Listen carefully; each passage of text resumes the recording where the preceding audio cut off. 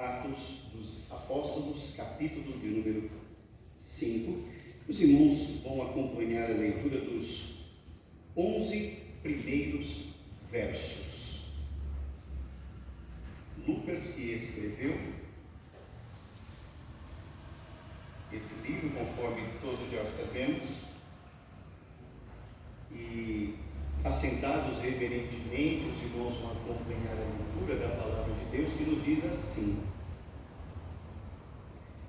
Entretanto, certo homem chamado Ananias, com sua mulher Safira, vendeu uma propriedade, mas, em acordo com sua mulher, reteve parte do preço e, levando o restante, depositou-o aos pés dos apóstolos. Então disse Pedro: Ananias, por que encheu Satanás teu coração para que mentisses ao Espírito Santo, reservando parte do valor do campo? Conservando-o, porventura, não seria teu? E vendido, não estaria em teu poder? Como, pois, assentaste no coração esse desígnio? Não mentiste aos homens, mas a Deus. Ouvindo essas palavras, Ananias caiu e expirou, sobrevindo grande temor a todos os ouvintes. Levantando-se os moços, cobriram-lhe o corpo e, levando-o, o sepultaram. Quase 3 horas depois, entrou a mulher de Ananias, não sabendo o que ocorrera. Então Pedro, dirigindo-se a ela, perguntou-lhe: Dize-me, vendeste, portanto, aquela terra? Ela respondeu: Sim, portanto. Tornou-lhe Pedro: Por que entraste em acordo para tentar o Espírito do Senhor? Eis aí a porta aos pés do que sepultaram teu marido, e eles também te levarão. No mesmo instante caiu ela aos pés de Pedro e expirou. Entrando os moços, acharam-na morta e, levando-a, sepultaram-na junto do marido. E sobreveio grande temor a toda a igreja e a todos quantos ouviram a notícia desses acontecimentos. Que Deus nos abençoe, irmãos, em nome de Jesus. Amém. Uau, que texto, não, irmãos? Que texto. Só de lê-lo, ele já é assustador. Mas é importante, irmãos, que nós, como sempre fazemos, nós aprendamos o contexto do texto e que nós extraiamos do texto as lições para que nós apliquemos a nossa vida do dia a dia. Nós estamos dando sequência à nossa série de mensagens sobre o livro de Atos. Esta já é a 7ª mensagem. Qual é o contexto desse texto? O contexto desse texto, irmãos, é que a igreja está crescendo, mas tudo é novo para a igreja. Não nos esqueçamos que quando da descida do Espírito Santo, que estudamos lá no capítulo 2, a comunidade era pequena, a comunidade contava cerca de 120 pessoas. Mas que com a descida do Espírito Santo, com o dom de línguas, eles começaram a falar nas línguas daquelas nações que ali estavam por ocasião da festa de Pentecostes, e muita gente creu, e voltando para as suas regiões, levaram as grandezas de Deus. Foi um grande ato missionário do Espírito Santo naquela ocasião, e Pedro começou a pregar, e cada vez que Pedro pregava, eram multidões que se convertiam. Então aquela comunidade, irmãos, de 120, de repente passou a 3.000, e de repente a 5.000, e o trabalho continuava crescendo.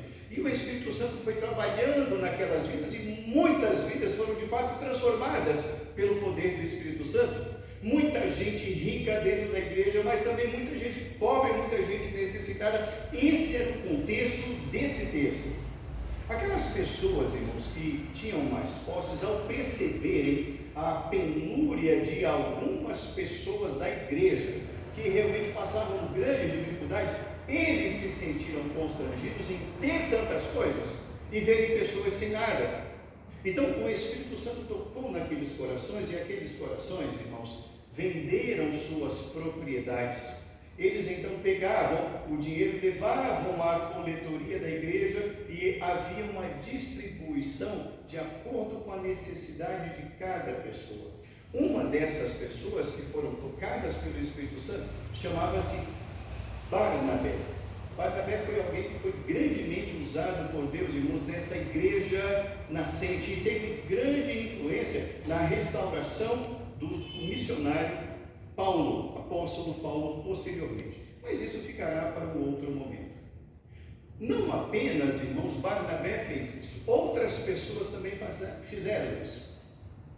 Então, dentro da igreja surgiam essas histórias. Olha, eu também posso colaborar. Olha, eu também posso colaborar. Olha, eu também posso ajudar. De maneira que o Espírito Santo, irmãos, ia colocando alegria no coração daquelas pessoas, onde ninguém, absolutamente ninguém, era obrigado a dispor de suas finanças, a dispor de suas propriedades em prol de ajudar ao outro. Não havia essa obrigatoriedade nessa igreja nascente.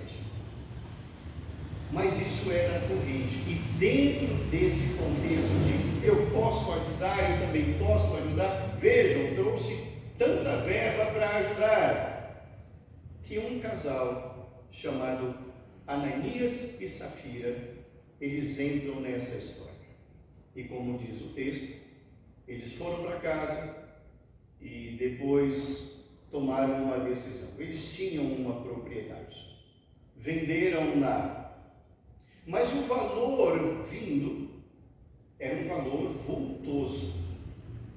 E eles pensaram, puxa, isso tudo para eles? Não. Vamos fazer o seguinte, é muito dinheiro, vamos reter uma parte para nós.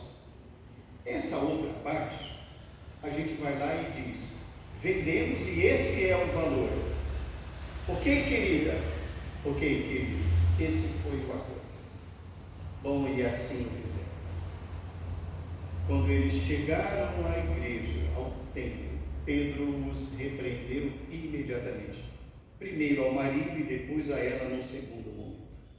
A primeira palavra foi para o marido, Ananias. E as palavras são duras. E ele diz, meu querido, se você ficasse com essa propriedade, não seria de vocês. E se vocês vendessem e ficassem com dinheiro também, não seria para usufruto de vocês. Vocês não mentiram apenas a Deus, mas vocês mentiram não a homens, mas a Deus. Vocês não podiam ter feito isso. Naquele instante, ele perdeu a vida. Os jovens o levaram e o sepultaram. Safira estava em casa e percebeu a demora do marido. O texto nos aponta que 3 horas depois ela se dirige ao templo. E ela encontra-se com o mesmo servo de Deus, Pedro. E Pedro pergunta, é verdade que vocês venderam por X? Sim, vendemos por X. Vocês mentiram. Por que vocês entraram nesse acordo? Ali na porta da igreja estão os jovens que levaram o teu marido. Eles também vão mentir. Ela perde a vida no mesmo instante e um é sepultado ao lado do outro. Tanto no primeiro episódio quanto nesse segundo episódio, nos diz Lucas, que houve grande temor na igreja.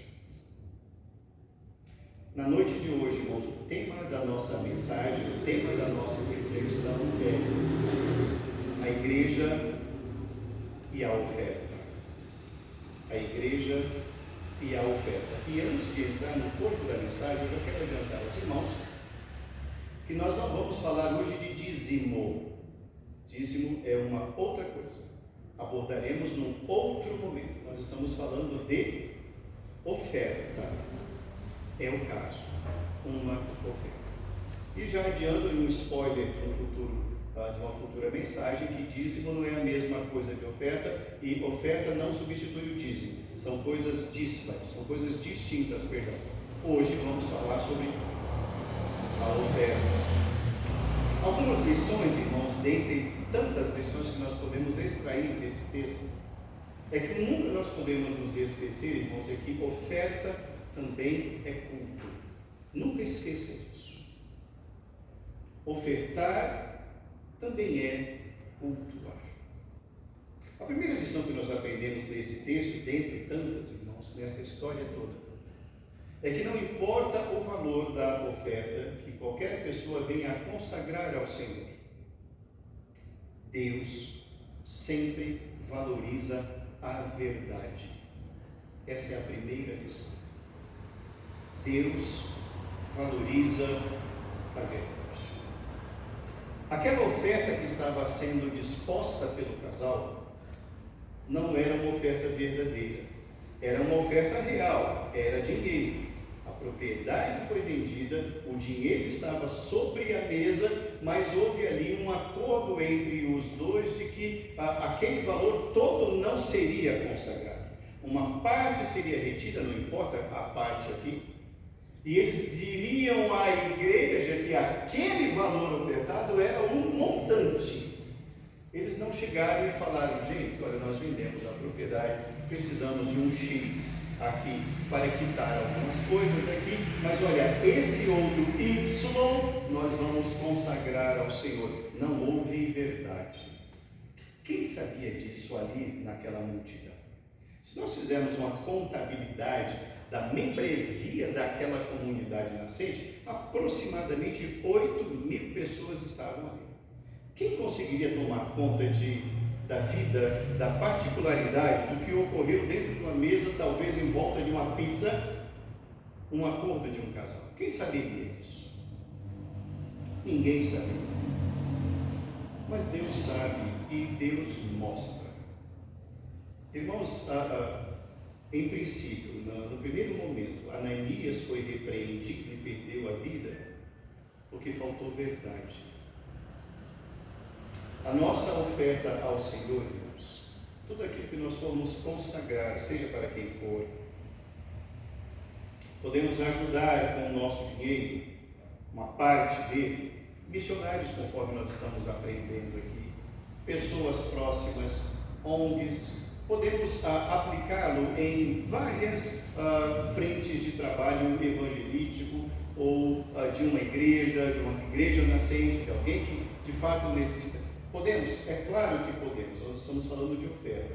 Quando eu falo de oferta, irmãos, nós estamos falando de dar. Você oferta aquilo que é seu. Dízimo é diferente, mas repito, falaremos disso numa outra oportunidade não hoje. Quando der, dê de todo o coração, porque Deus ama o que dá com alegria. Deus, irmãos, prioriza a verdade. Segunda lição que nós aprendemos nesse texto, dentre tantas que podemos extrair, irmãos, é que nós devemos tomar muito cuidado com as alianças que nós fazemos, mesmo dentro de casa. Devemos tomar cuidado com os acordos familiares, mesmo no casal. O que ocorre aqui? Nos diz o texto aqui, irmãos, no verso de número 2, que ele entrou em acordo com uma mulher e reteve parte do preço, e o restante ele levou e depositou aos pés dos apóstolos. Ananias e Safira já haviam feito uma aliança diante de Deus, eles eram marido e mulher. Essa é uma aliança que, pelo que entendemos, foi mantida e bem mantida. Entretanto, os dois se aliançaram na mentira e no erro, marido e mulher. Isso pode ocorrer? Pode ocorrer. Então, quando eles consentem nesse propósito, reter uma parte para dizer isso é tudo, que causa a mentira, que é a mentira, que eles não sabiam que iriam lhe custar a vida e lhe custou, eles se aliançaram de uma forma perigosa, pecaminosa. Às vezes, irmãos, isso nos falta no lar. A percepção daquilo que estamos fazendo com o dinheiro. A percepção de como utilizamos o dinheiro. O dinheiro em si não é problema, já falamos sobre isso aqui várias vezes na igreja. Mas há um perigo. A palavra de Deus nos diz que a avareza é uma manifestação da idolatria. O dinheiro tem sido adorado, é um Deus. Há pessoas que mantêm calma e os batimentos cardíacos todos nos bons índices ao olharem o saldo bancário. E o oposto também é verdadeiro. Muito distante de Abacuque, ainda que a figueira não floresça. Todavia eu me alegro no Senhor. Muito distante daquele propósito. Que tipo de aliança nós temos feito no lar? Para a consagração, para a dádiva, para a oferta, para o cultuar ao Senhor. Estamos reunindo a esposa, reunindo os filhos, estamos nos colocando diante de Deus para dizer: isso é para o Senhor, isso é corbã, oferta aceitável. Cuidado com as alianças, mesmo entre marido e mulher. Nós estamos aprendendo aqui, irmãos, que alianças erradas, propósitos errados, podem ter consequências gravíssimas, gravíssimas e gravíssimas. Sempre eu digo aqui para os irmãos já estão habituados a ouvir isso, que as nossas coisas são sérias, as de Deus são sagradas. É muito mais do que sérias. Sérias são as nossas, as do Senhor são sagradas. Uma terceira lição, irmãos, para a nossa reflexão na noite de hoje, é que nós precisamos estar preparados, a igreja precisa estar preparada para receber disciplina do Senhor. A igreja precisa estar preparada para receber disciplina do Senhor. No caso aqui, os textos são do óbito. Primeiro de Ananias e depois de Safira. O último texto lido, irmãos, que é o verso de número 11, nos diz que sobreveio grande temor a toda a igreja e a todos quantos ouviram a notícia destes acontecimentos. Aquela igreja nascente, irmãos, era uma igreja que estava aprendendo a adorar, aprendendo a cultuar. Eu não tenho a menor dúvida disso. É o início da igreja. Imagine apenas um grupo pequeno, 120 pessoas. Eles são comumente ali reunidos, estão mais habituados. De repente Pedro prega e chegam 3.000. Como agregar e discipular 3.000 pessoas tão rapidamente? Comigo, penso que dificilmente haveria em Jerusalém, naqueles dias, um local aberto para congregar 3.000 pessoas. Pedro prega de novo mais 5.000, 8.000. Que lugar caberiam 8.000 pessoas para você discipular 8.000 pessoas?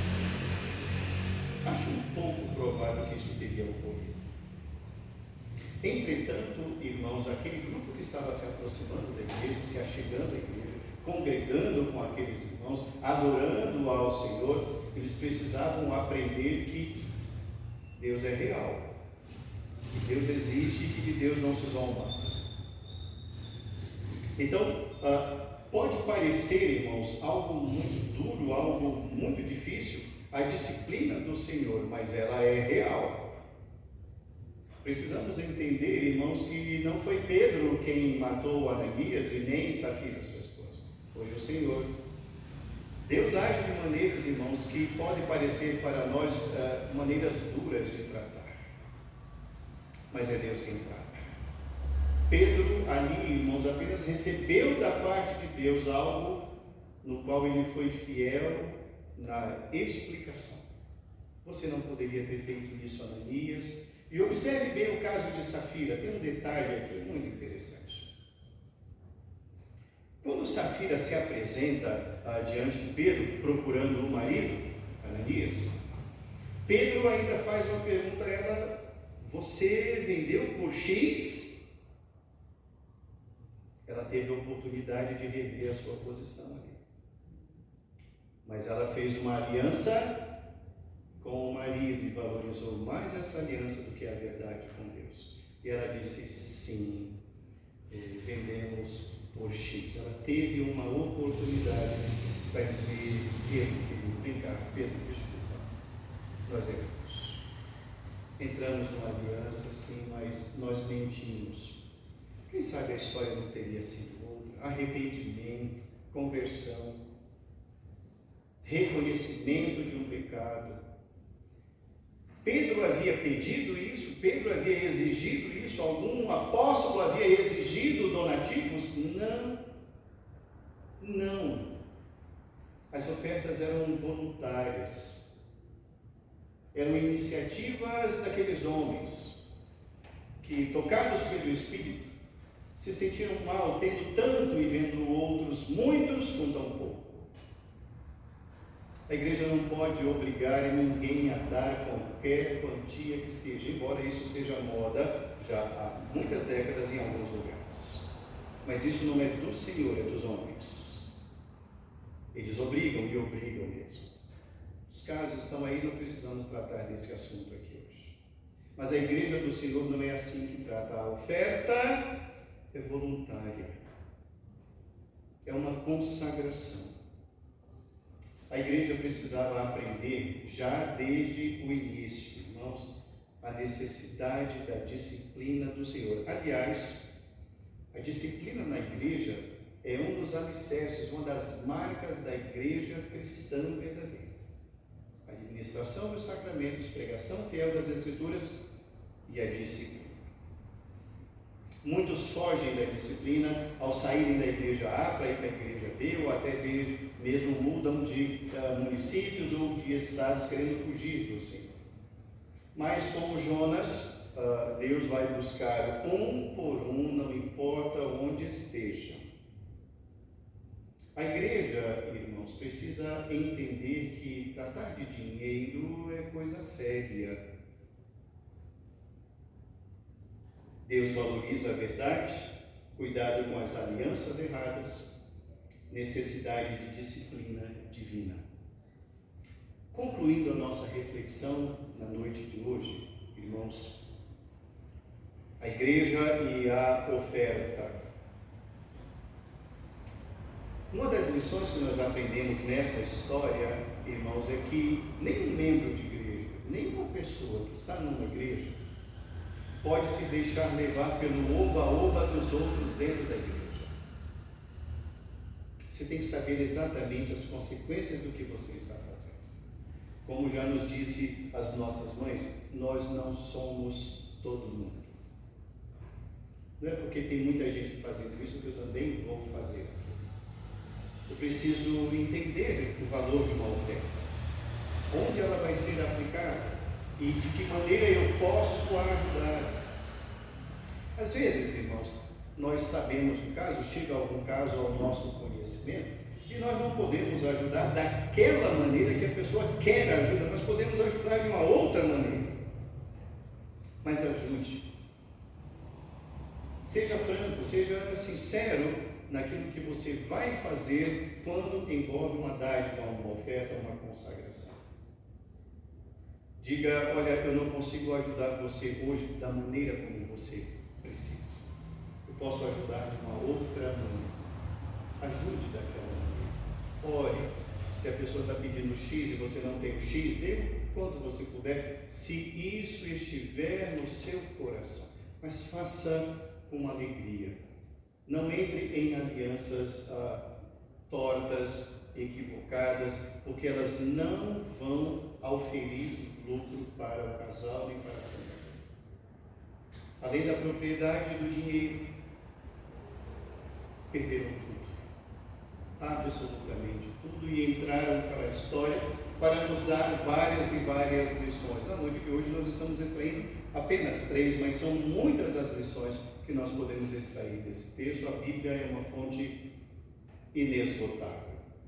Aquela igreja, a igreja conhecida como igreja primitiva, por ser a primeira igreja, há autores que discordam desse tema, isso não é o objeto da nossa discussão hoje, mas aquela igreja apostólica ali precisava aprender desde cedo a lidar com dinheiro.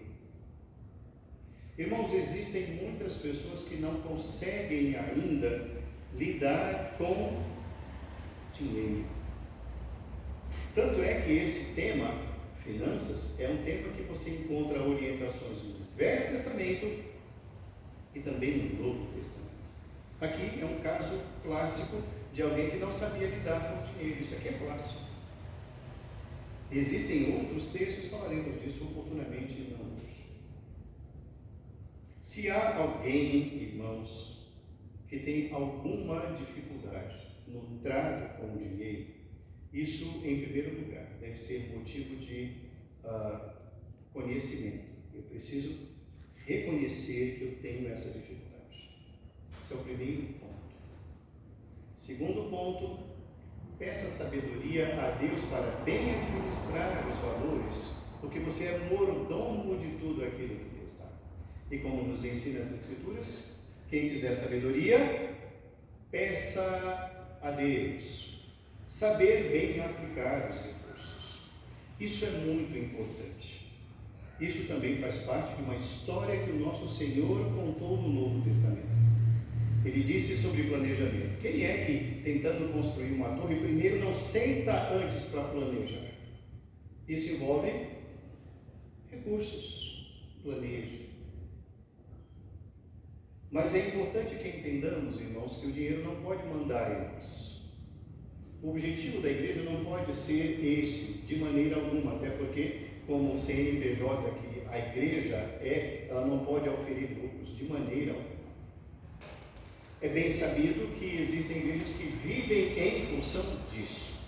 A busca é essa constantemente em todos os serviços daquelas igrejas. Não é disso que estamos tratando aqui neste lugar. Nós estamos falando de bem gerirmos, irmãos, de sermos mordomos fiéis daquilo que damos ao Senhor. A igreja e a oferta. Coloque isso diante de Deus. Deus nos dá a sabedoria, Deus nos dá a capacidade. Busque bons conselhos. Na igreja há conselheiros ou pessoas conhecidas, podem lhes dar também muitos bons conselhos para uma boa oferta que, sendo consagrada, vai ser uma bênção não para quem somente recebe, mas será uma grande bênção para também aquele que consagra. Mais bem-aventurado é dar do que receber. A igreja e a oferta. Seja verdadeiro na sua consagração. Não importa o valor. Não importa o valor. Observe bem aqui que nenhum valor é mencionado. 10 dracmas, 20, não se fala disso. É um valor, não importa. Quando der, meu irmão, minha irmã, dê com alegria. Consagre ao Senhor com alegria. E nunca se esqueça, oferta não substitui o dízimo.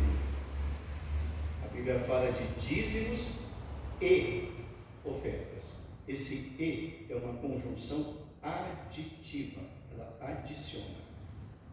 Dízimo mais ofertas.